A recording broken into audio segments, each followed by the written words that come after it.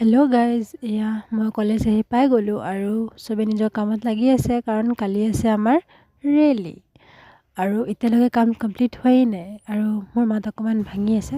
বলিয়ে পলু কেঁচা হোৱা হে अच्छा हुआ है बहुत अच्छा खाओ खाओ लगता है लगता है। গাইজ এইটো প্ৰিয়াই বনাই আহিছে দেই, একদম ৰিয়েল পলু লাগিছে। এইটো কিহেৰে বনাইছে আপোনালোকে চাই পেলাই মোক ক'ব দেই।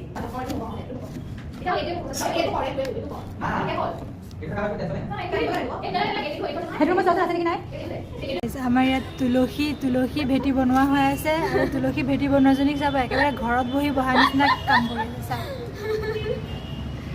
চাওক, কাম কৰক। পুৰা কৰিছোঁ।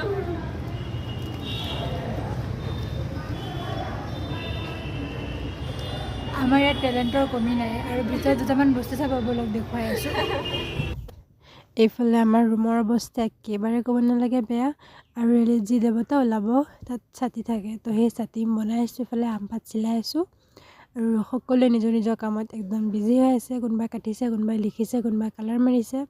এইফালে আলোচনা চলি আছে আৰু এয়া চাওক, চাংঘৰ, গাহৰি, পলু, আপং, দৈ চব আছে আমাৰ ইয়াত, চব বস্তু। देखो ना गाइस, क्या है ये? देखो ना ये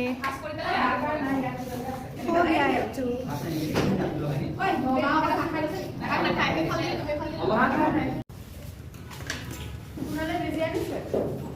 नालागे बोले प्रिया মাজে মাজে বাহঁতে আৰু লগতে তনুশ্ৰীয়েও ব্লগ বনোৱাত হেল্প কৰি দি আছে মোৰ, বনাই থকা দেখি পেলাই যাতে ময়ো বনাওঁ অকণমান। চবৰে মন গৈছে মানে বনাবলৈ। এইবাৰ মানে গোটেইখিনি প্ৰগ্ৰাম এনেকুৱা টাইমত পৰিছে য'ত আমি এটাও একো প্ৰগ্ৰাম চাব পৰা নাই, ডান্স না গান না একোৱে চাব পৰা নাই, বাছ আমি কামতে লাগি আছোঁ।